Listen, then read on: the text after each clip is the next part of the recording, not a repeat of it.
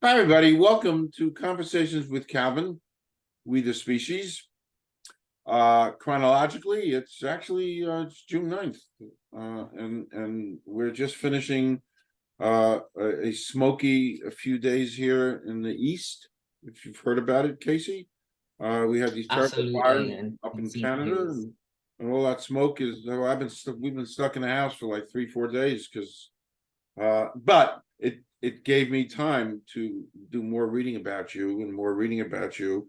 So I'm not a worldwide authority, but I've learned so much about you, and I marvel at the connectivity of the universe, how we got connected, and step one, step two, step three, and we're meeting. We just met for the first time today, but we've been communicating. I've been studying up and reading about you, and of course, our commonality.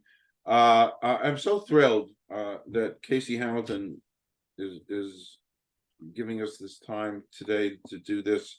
I've been really excited about it. Her world is the world I dream about, the world of acting and writing and voiceovers. The official title of our little interview is Kaci Hamilton, Jamaican actor, writer, voiceover artist, and this is coming live from California, my second favorite state after New Jersey. And there's so much to unpack and learn about you. The writing aspect, your acting, and the fact that I got a kick of the fact that you're from Jamaica and you ended up going undergraduate in Alaska. I mean, Yes. and that kind of fueled a project of yours. Actually, we'll talk about that too. So there's just so much to what you've accomplished as such a young person. Your resume and the work you're doing, it's like a wow. So I'm really thrilled that you're giving Thank you so this. much. Yes. So my monologue is done. I always call this my Johnny Carson monologue, one of my favorite late night hosts. So why don't you do a little intro and then we'll kind of jump into some things. Take it away, Kaci. Yeah, man. So, yeah, I mean, you hit up on some highlights from Jamaica. Um, I have a writing background. When I was looking at colleges, I was considering the US for the US college experience, but I got rejected from Fordham, shortlisted from City University, and I said, what's outside of the continental US? And so my options were really Alaska and Hawaii. And I said, well, Hawaii is going to be very similar, but Alaska, well, that's going to be something different.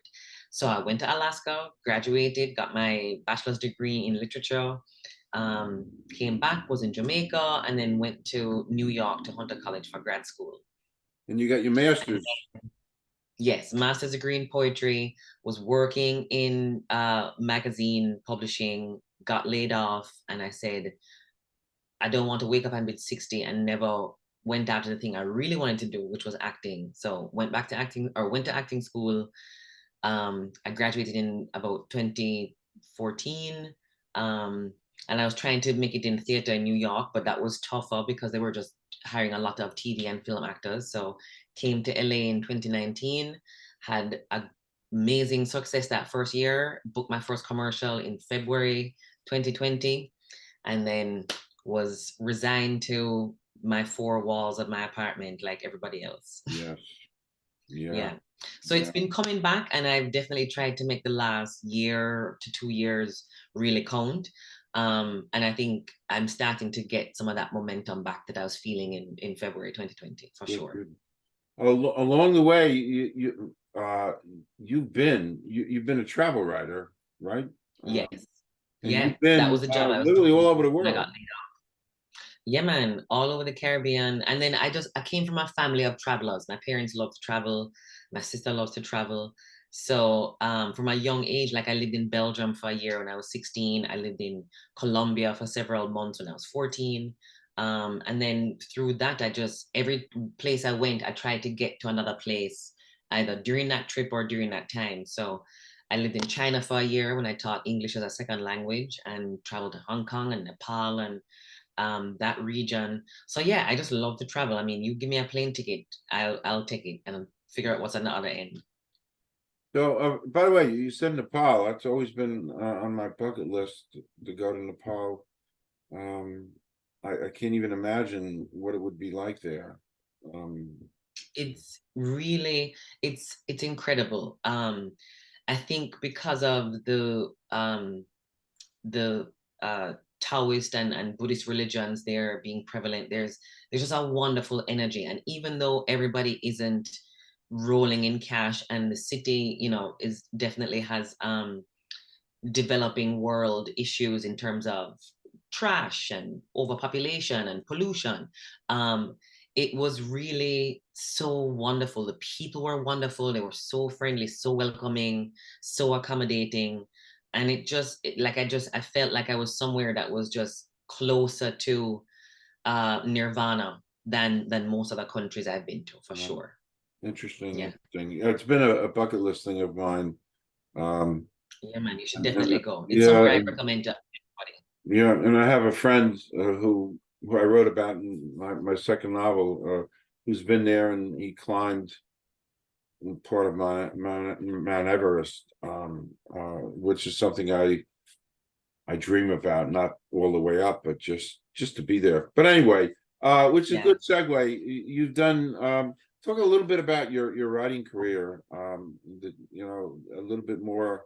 You know, especially you know, your screenwriting and where that's led you, and some of your journalism, some of your published works, stuff you do on social media. I Yeah, mean, man. Yeah, for sure. So I mean, I when I was in Jamaica, after I got back from Alaska, I lived in Jamaica for a while. Um, and I was working with both the local papers, local magazines, just working as a freelancer. And so that really bolstered my journalism career. But the most recent writing endeavors that I'm really so proud of, because I never thought I'd be able to do it, is during the pandemic, I started writing a screenplay about going to college in Alaska and just all of those adventures. And I definitely tried to make it very screwball and zany, kind of like how it felt like my experience was, and incorporated all the things that I love about TV, action, uh, you know, like absurdist comedy like Mel Brooks or Monty Python, and even yeah, and breaking the fourth wall like Fleabag. So I just really tried to draw from all of my screen influences, and that pilot is called A Jamaican in Alaska. And I just recently got accepted to the Stowe Story Labs in Vermont. Actually, I just got back on Monday, wow, and that was 4 days wow. of, yeah, That's mentorship. So you're this, here. which I want people to Yeah, see. It's hard yeah. to get them to see that, but it's Stowe Story Labs. I mean, that's a very prestigious thing. It's hard to see. Yeah, man. Yeah, they get tons of applications. They've been doing it. This is the 11th year that they've done it. And it's 50 of us all gather in Stowe, and we become this immediate community of either emerging or established screenwriters. And there are mentors from the industry, whether it's showrunners, directors, producers, screenwriting managers, and agents, who all come together and give us feedback either on how we're pitching our story, elements of the story that we could develop. There's panels and discussions. It was in conjunction with the Vermont Film and Music Festival. So we also got to see screenings and have those directors there giving talkbacks. So it was really just like this concentrated 4 day like masterclass workshop to kind of send us off and for us to work on our next steps. And it was invaluable. I really just felt like I got so much from it. And one of the most important things was that community, because half the time you just need that other person who's like you, who's going through the same thing, so you can go, can you take a look at this new draft? Am I crazy? Is it terrible, worse, better? You know, or somebody to just say, hey, I just found out about this film festival or this grant, you should definitely take a look. You'd be a great fit. Because and then also too, those people in 2, 3, 5 years become directors, screenwriters, writers in writing rooms. And so this is that community that you want to forge early as we're all coming up and all developing. So it was really just a wonderful, wonderful experience. Wow, wow. And Yeah, it's funny, as a writer, I'm just finishing my second novel. Generally speaking, it's a very lonely it writing, is. It's a very isolating really journey. very Yeah, like it's come just in, you and a keyboard, and whether yeah, that's attached to a typewriter or a laptop. But Yeah, and maybe once in a while you may have somebody that you say, okay, hey, let's go to a coffee shop and write together. But that's rare. For the Very most part, if you're gonna get it done, you just have to get up, get to the laptop, and get it started. Yeah. And when I Yeah. was writing my first novel, it was such a lonely experience. And then I kind of looked around and I found this writing group that used to meet at the Algonquin Hotel, which had a round table. And in the 20s, the country's leading actresses and actors and writers used to meet at the Algonquin. Uh, Yeah. Tallulah Bank, Tallulah. I mean, these are old before your time, before my time. And I did that. Yeah. I did that like twice, uh, just to kind of infuse and get me energized. I'm sure, like Stowe did to you. I mean, Right. Yeah, man. Yeah. And sometimes it's just having that camaraderie is enough to be like, well, I don't want to get left behind. I don't want to not have a new draft in 3 months, 6 months. So I'm going to get on it so I can have something to show to my newfound peers. right, right. So what? And I actually, you sent me the link, and I was watching that. I did my homework, so I was No, watching. man, I know. I was watching that thing about so very interesting. Um, Yeah. yeah. A little bit about your acting, the things you do, the voiceovers. You started off with the Crucible. You've done Shakespeare. Just kind of do a little picture of. Yeah, so it's kind of funny. When I was in Alaska, that's kind of what prompted me. I think if I'd never had this experience, I don't know if I ever would have, it would have occurred to me when it did to go back to school and get trained in acting. But when I was in Alaska for undergrad, they have an award-winning theater there, Perseverance Theater, and it's so funny. They were doing a production of The Crucible, and they were thinking, where oh where are we going to find a woman from the Caribbean to Wow, play Tituba in The Crucible? wow, And so that was the only reason why I got into this play, because I wow. never would have auditioned, I never would have sought out anything at the theater. And so one of the company members said, there's a Jamaican girl at the campus, right? And so they found me, they called me in, asked me to audition. I'd never auditioned, I didn't have a headshot, I didn't even know what blocking was. Like I was a complete novice. And I went in and I even thought, there's no way they're going to pick me. Meanwhile, I come in and they're like, thank God we found somebody who is Black, Caribbean, can really give this character its authenticity here in, vast white Alaska. So Wow. I booked it. I was in the play. I was Tituba in The Crucible. But I didn't, at the time, I didn't feel like I could leave one, artistic pursuit for an even harder artistic pursuit. I was trying to be a writer. So I stuck out my degree, went back to Jamaica, and just never really thought about it again until I'd gotten out of grad school, was at this magazine, this travel magazine in Orlando, Caribbean Travel and Life. I was the web editor. And weekly I was going to Puerto Rico, Belize, Dominica, Antigua, Grenada, like you name it, any Caribbean island, like I was on a work trip, gone to the next nicest hotel. But there was always something, like at the time I was even writing like a treatment for like a travel show. Performance was still somehow in my subconscious. So when the magazine shut down and I got laid off, I was like, I started to think about reinvention, and I was like, it's now or never. I have to, if I'm going to go for this, I have to do it now.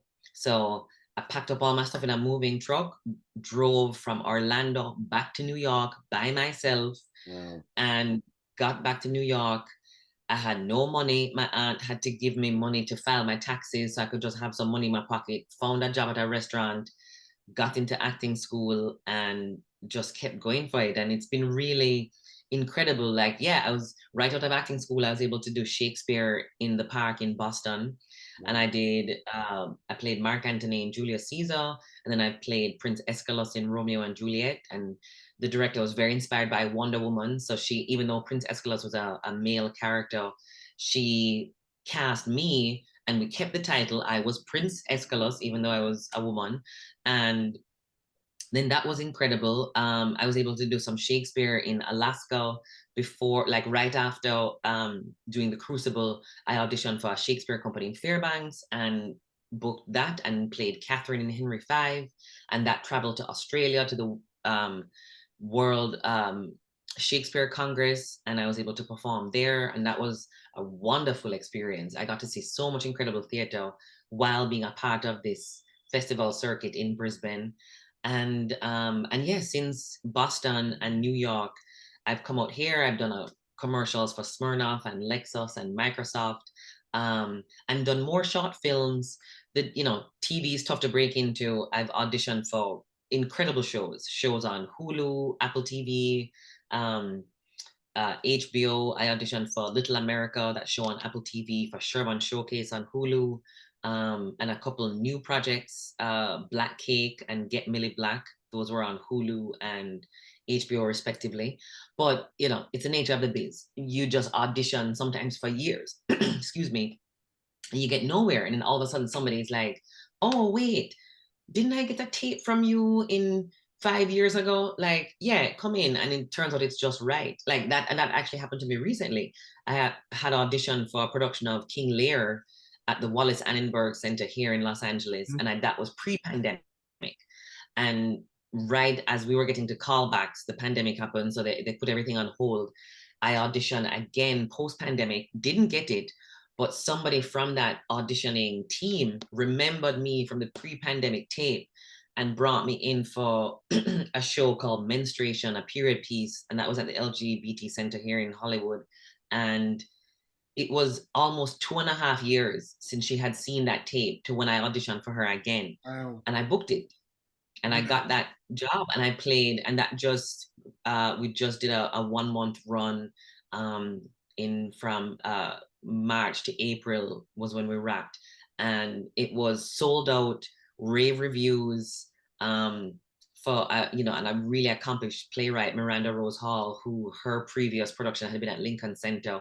So you just never know when that audition that you didn't get is going to lead to the audition that you do get. But yeah, in Menstruation, a period piece, I played 4 parts of this woman's menstrual cycle. So it was really an amazing whirlwind journey of 4 different characters, 4 different accents, 4 different costumes in this tiny production that had a cast of 7 and was in a 50-person theater space. But it was amazing. It was really such a thrill. Yeah, I love the title. Yes. Like grabs you. Wow. Yeah, and it's a queer love story about a woman contemplating having a baby, and you know, it's later in life, she's 38, and she's wondering what it means, what her period now means, that she's contemplating this life decision, and what it means going forward, what it's meant all this time. And so it starts off with her in the living room talking to her partner about, you know, everything that she's questioning. And she's a professor, so she's very cerebral, very intellectual. And then we cut to, we're in her uterus, and we're all hormones and different cells manifesting her menstrual cycle over the course of the play. Wow, that is fascinating. Yeah.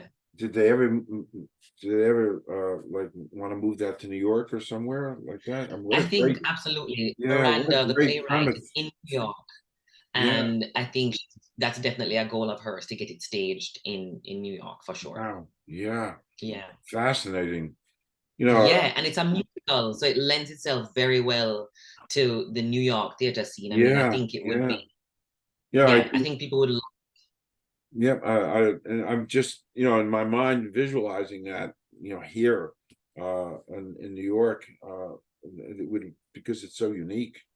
And you know, the Women's Health Institute, it's like, yeah, man, there's so much for, and I mean, I could see it even being like an educational stop for kids in high school. Like they have several productions that, you know, where kids come for matinees, because I mean, and it was all, there was nothing that was in it that wasn't child appropriate, in terms of, you know, some parents may not want their kids to know so much information so early, but there was nothing graphic, there was nothing explicit that a child couldn't experience and simply understand, like, oh, that's happening in my body or my friend's body. Okay, cool. You know, so it was, I think it would really lend itself to the educational element of theater for sure. Really, truly. Off topic. Off topic. You don't even have to answer it, but it's a cute question. I like it. Yeah, man. And here goes. And you can even come up with a couple different answers, but excluding family or friends, somebody living or dead you'd like to spend a day with. Ooh. I've thought about this question because it's one that has many iterations in most interviews. And this answer is probably gonna surprise people. Well, I mean, gosh, okay. So if I really had to pick living, uh, and I'll just shoot off three. Sure. Viola Davis, Tilda Swinton, Issa Rae. Done. Hands Great, down. They wouldn't even have to talk to me. I just follow them around. great answers. Great. Tilda Swinton is somebody whose acting I love and who I feel like I identify with her androgyny and how she's kind of either played these kind of gender neutral women, if that even makes sense. I don't know if that's an oxymoron, but I think of her character in I Am Love.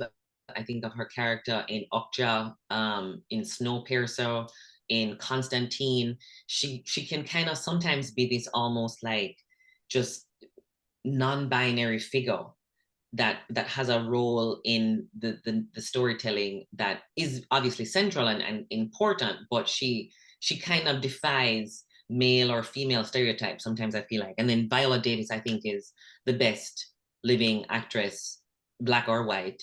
And then Issa Rae is somebody who, like so many young black women, I felt finally seen on TV when she was on TV.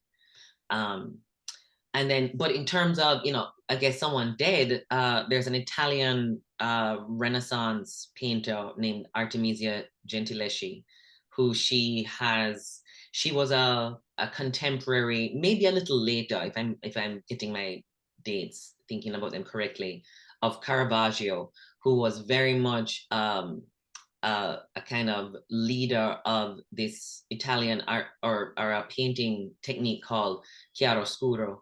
And it's about using light and shadow, and it's something that I think is very kind of indicative in photography that not as many people talk about because it was more of a brush technique and a painting technique. But photography is to draw with light. So I do think that it lends itself there, and I love cinematography. But she has this painting that's in the I forget the gallery. Oh, Gallery Uffizi in Florence, called Judith beheading Holofernes. And this is a biblical scene that's been done by many Renaissance and Baroque painters. And it's about this warrior, Judith, from an enemy camp who went into the enemy army. And, like it's the night before the big battle. All of her men are, they're worried, they're concerned. They're like, we're going up against the great general Holofernes. We don't think we're going to win. And so she snuck out the night before the big battle, snuck into Holofernes' camp and cut his head off and brought it back to her men and held it up and said, you don't have to worry about the great big bad Holofernes anymore.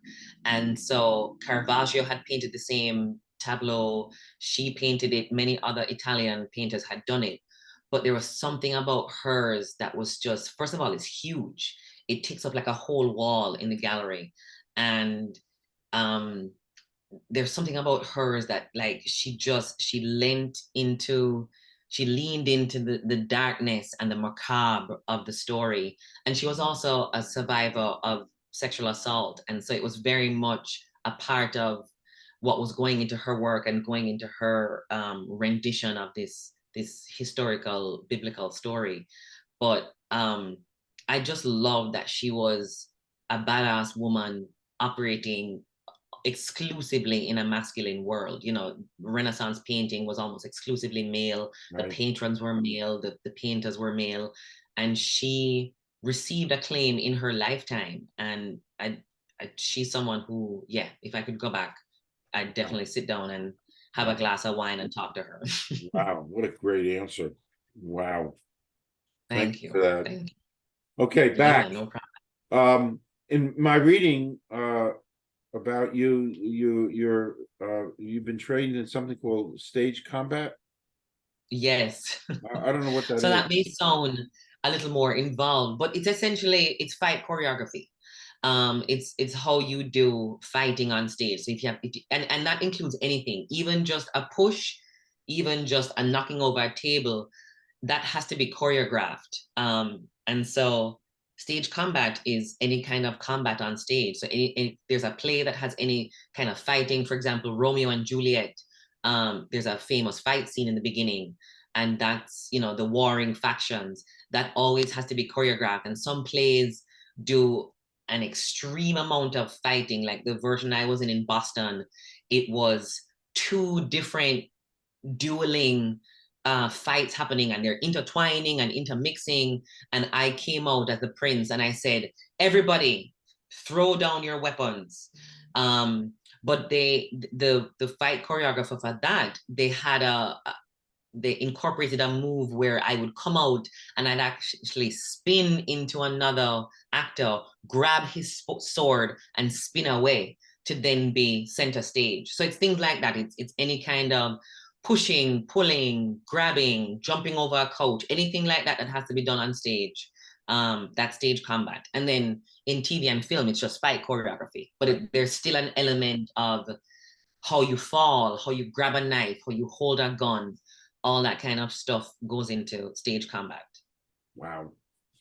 Yeah. So next time you see a fight scene on TV or in theater, know that it took several days of rehearsal to get that done. Wow. Yeah. Wow. Yeah. So like be very impressed the next time you watch a John Wick movie, because all of that, every single move has to be coordinated. Otherwise, someone could get hurt.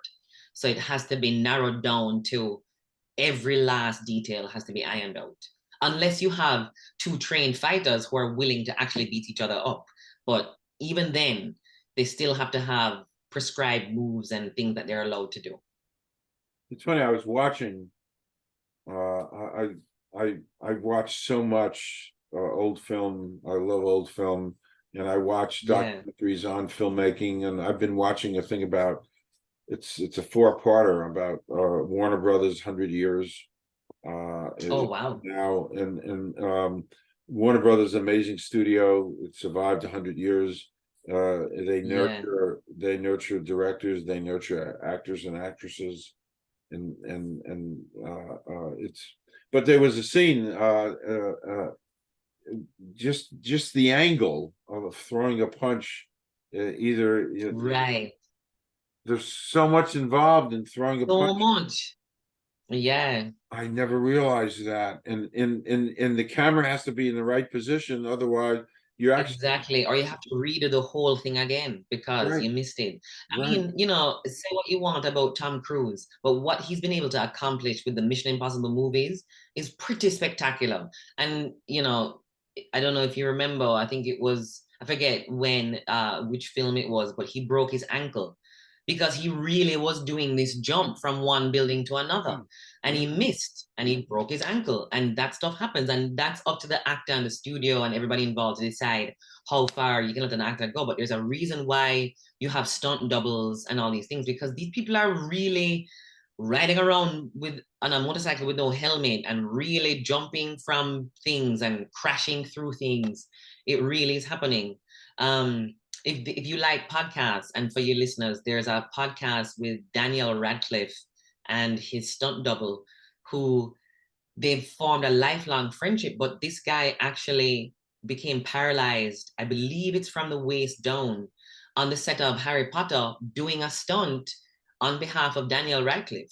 Wow. And they now do a podcast together where I believe there's an interview portion. I haven't actually followed it. I just remember listening to something where Daniel Radcliffe was interviewed and he talked about this. But yeah, they now have this partnership. But this guy got hurt that badly doing stunts, pretending to be Harry Potter, and he's not even real Harry Potter. But you know, this is sometimes what can happen. Brandon Lee, Bruce Lee's son, died on the set of the what was it, the Black Crow? I forget, or the Crow, just the Crow. of that film. Like he didn't, the film almost didn't get finished, and then the cost was we lost our star in real life. Like that's something that, you know, people, we love movies and we love the action and we love all of it, but these are real people putting their lives at stake for our entertainment. It's kind of incredible. Yeah, it is. Yeah, some years ago, talking to you now, I just remembered when I was doing my cable TV talk show, we had interviewed uh, uh, the founder of the United Stunt Women of America. Wow. And they had just formed this union of women stunt women. Yeah. And they were telling stories. Um, there were two of them we interviewed. One, her specialty, Joanne Lamstein, her specialty was being lit on fire. Oh, wow. And it isn't, oh wow. Right? Yeah, and there was Yeah. so much we learned about that, and it's an art, obviously. It is. It's its own art for Yep, sure. it's an art. Okay. Um, real quick, what do you like better, stage or film to perform? You know, that's a tough question because they're so different. I love the the kind of the live element of stage, the you don't get any takes, it's one run, you got it or you don't got it. It's funny, I just had a dream last night that I showed up for work for a production and didn't have my lines memorized. I feel like that's the recurring actor nightmare of like you show up and you don't have your lines. Um, so that's also like a terrifying thing because when you don't have it, there's no hiding, there's no, you just have to either like improv, make it up, or move on. Um, but I also love that you can kind of, I feel like TV and film is almost like carving out of like, you know, getting a block of marble and carving out the David. You can really kind of whittle down and hone down and achieve perfection with time and with redos and with camera angles. There's things that you can just create with TV and film that you can't create with stage. So I do love the kind of almost workshop process that TV and film can be, but I love the quick, you get one shot element of theater for sure. Interesting, interesting, interesting. Yeah. Um, another favorite question of mine to ask, just favorite movies. You know, so I was thinking about that recently, and I'll give through some random answers. And so the favorite movie from just pure nostalgia that I've probably seen the most is Pretty Woman. I watched it, you know, for the first time when I was like 13, way too young. But I just, you know, it's like a guilty pleasure now. Um, Another movie that I love, well, and then one that I just think should be like required watching is Moonlight by Barry Jenkins. That movie to me, it truly captured what one of the things that I think that makes representation so important. You know, that was a movie that felt like a lot of kinds of people got to be seen. And not only is it a touching story, but it's so beautifully shot. It's just every frame is its own perfect photograph. It really, really is. Um, and then a movie that I just love that's like kind of my secret action guilty pleasure is this movie Lucky Number 11 with Bruce Willis and Josh Hartnett and Morgan Freeman and Sir Ben Kingsley. It's just this weird movie that came out that I don't think did really well, and Lucy Liu is in it, that not a lot of people know about, remember about. But to me, it's just this kind of hybrid of action and thriller and who done it, but then also with Morgan Freeman and Ben Kingsley in there, there's this element of almost like heightened theatrical performance between these two Hollywood greats. So that's another one of my just like off the radar guilty pleasures. And then a movie that I think just has that I love the storytelling of, like, it's, I think it's kind of like Hollywood at its finest, is Dances with Wolves. I think that movie is one of those like kind of the power of Hollywood kind of movies. And I think it has just wonderful epic scale, but it also has kind of that backstory of it almost didn't get made. Kevin Costner had to personally fund the finishing of the movie himself. But then it's one of the most nominated movies of all time. And, you know, best picture, best director, best screenplay, best score, best cinematography, like everything got nominated and it almost didn't get finished because it was so epic and so sprawling. But it's also, it was filmed before a lot of CGI. So like, and I remember watching it with this kind of behind the scenes, it would like little bubbles would pop up and be like, oh, so about this scene, this almost didn't happen, or it took X amount of days to film this. And I remember learning that the scene where they're hunting all the buffalo, those are real buffalo. They really are on horseback chasing Wow. all those buffalo, and it took Wow. days and weeks and all this Wow. the different coverage to get that shot. And but they did it, they accomplished it, and it was a real wolf that they had, and but they had to keep it in like a gated area to you know control its movement. And um yeah, I mean it might, some people may look at this as like a classic white savior narrative, and I get that for sure, but I also think for the time nobody had to tell a First Nation story, and really hire First Nations actors. And so I also appreciate that aspect of the film, that at a time when it wasn't popular, they were doing some of the unpopular diversity and inclusion, which is kind of incredible. Great answers. I actually wrote Thank you. some of these answers down. I do that. I take notes live. Yeah, man. Well, I Yeah. do that. Next, to go into a segment that I really got into. You developed your own podcast in February 2022 called Yes. Jamaican Me Sleepy. Yeah. And I listened to Toads and Diamonds uh earlier One of my today. favorites. And it's this podcast, Jamaican Me Sleepy.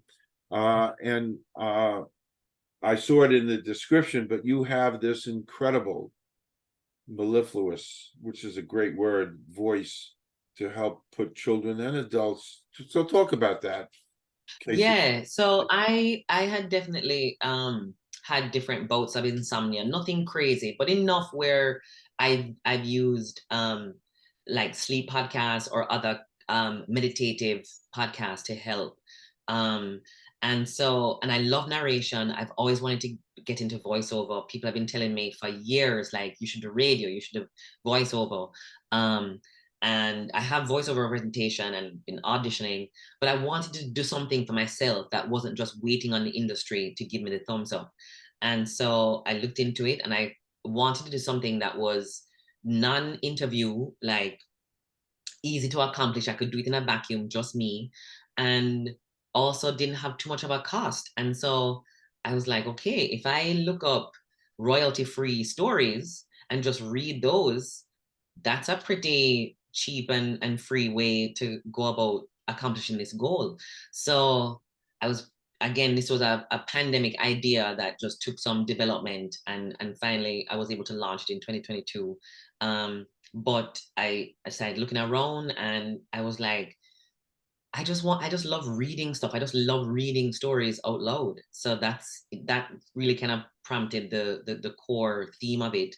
And then thinking about titles, we have a, you know, in Jamaica, we have a big tourist industry and they have a lot of t-shirts, Jamaica Me Crazy or Jamaica Me Hungry, you know, whatever it is. And so I thought about the title, and it just came to me one day on the couch and I was like, that is it. Like, hands down, because it so sums up exactly what I want to convey. It's definitely Jamaican themed and it's about sleep and it's for sleep. And I also wanted it to be universal. I wanted it to be something kids and adults could listen to.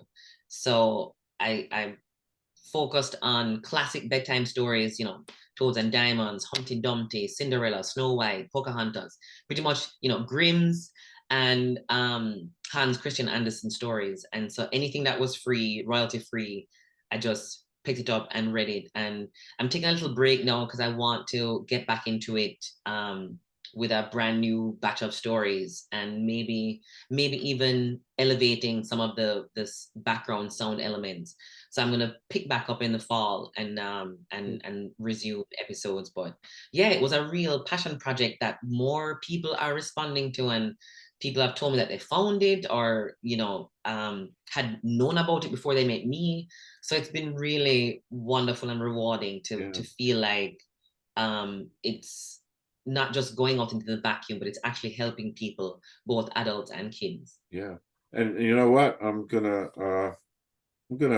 actually record it and listen to it and see if it helps me wind down. I mean, I mean, it was It wonderful. should. Your voice is just wonderful. Thank So you. soothing, and it's great. So and people be able to see Yeah, man, it's available on Apple Podcasts, Spotify, Amazon Music, anywhere that you get your podcast, you can find it. perfect. Finally, the last thing I wanted to ask you, it's filled my head and my consciousness now for the last several weeks. Everywhere I turn lately is AI. And Yeah. it's AI, and I've interviewed several AI. One's going for PhD, another's going for masters in AI, and we talk about things and the world and where we're headed. I did as a writer, I was curious about Chat GPT, so I went in there and we talked about it before we went on air, and I plugged in, and my first takeaway, it's really not human. It's beautiful, No, flowery words. So your opinion, your thoughts about AI as a writer? for sure.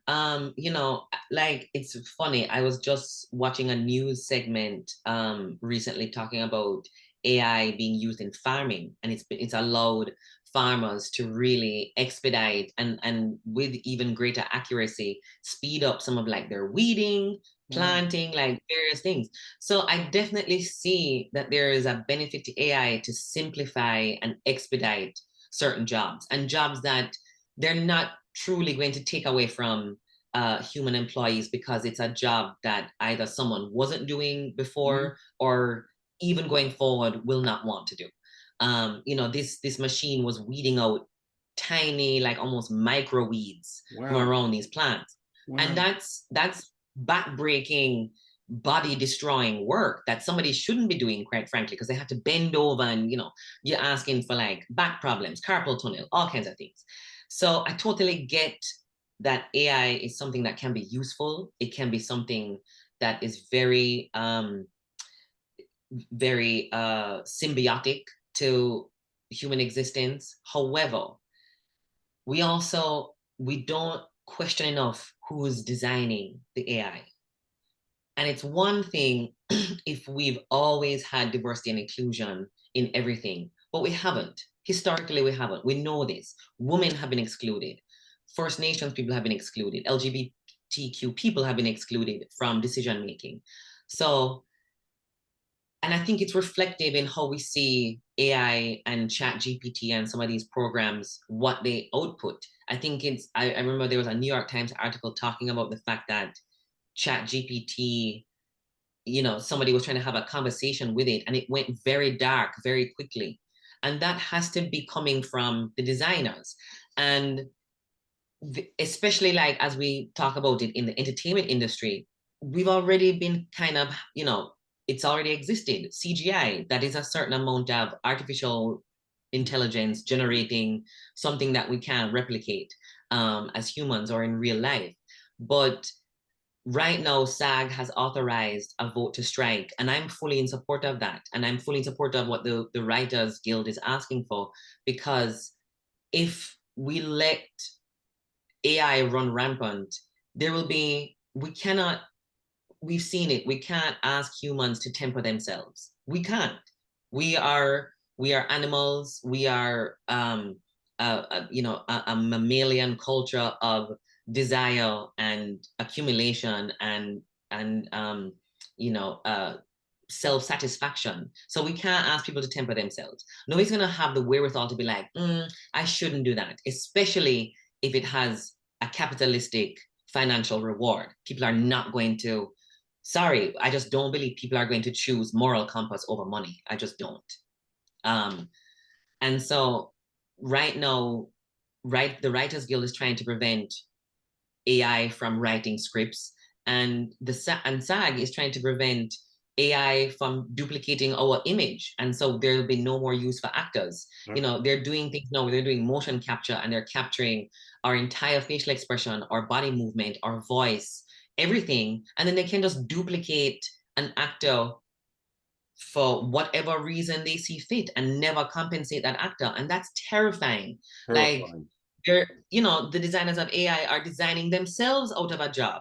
And yeah, they say, you know, it can't, you know, it doesn't learn like a human, it doesn't feel like a human, but a part of the programming is to adapt. And that adaptation will be a form of learning, will be a form of, you know, trying to get closer and closer to human speech, human behavior, human choices.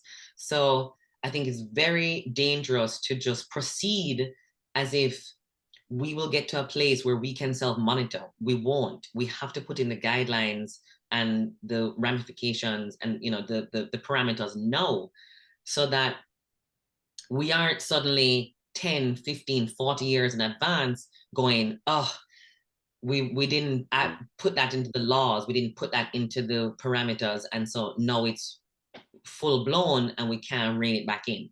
Like, there has to be guidelines for where it stops, because otherwise we're gonna all AI ourselves out of work and out of existence, quite frankly. Because if we start to eliminate jobs and the need for certain things, it is going to start having trickle-down effects in terms of population.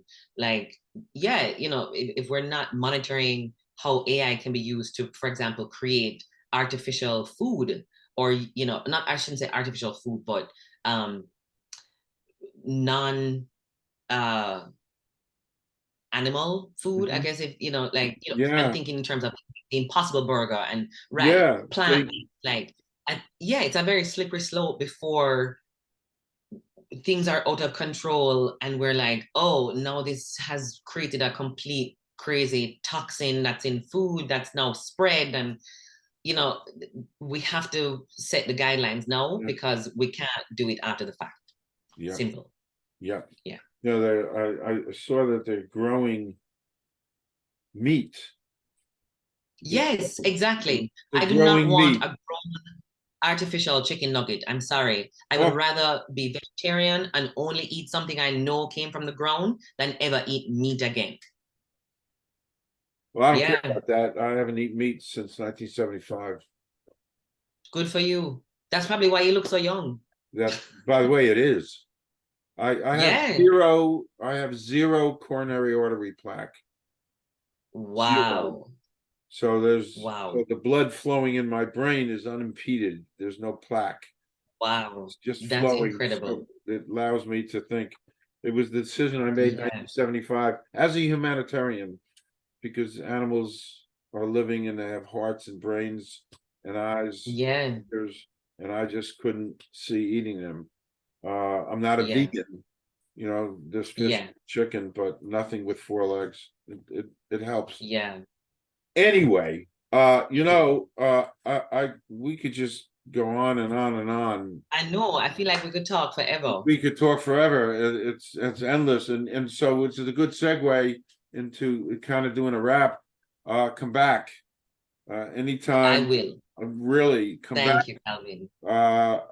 This was great. And I'm going to do my. I'm on your team and to promote and share this. This was so. You're absolutely delightful and fascinating. Thank you so much. And again, this was our first time. You know, usually I kind of Zoom with people before, but it just felt right and yes, man, it just felt organic and very easy. And you're a great interviewer. You've done your homework, and so, you know, this just felt like a great, easy conversation. So thank you. This was wonderful. So Kaci, thank you so much. Come back. My pleasure. Thank you for finding me and having me. No, this was, it truly made my day. This was perfect. Uh,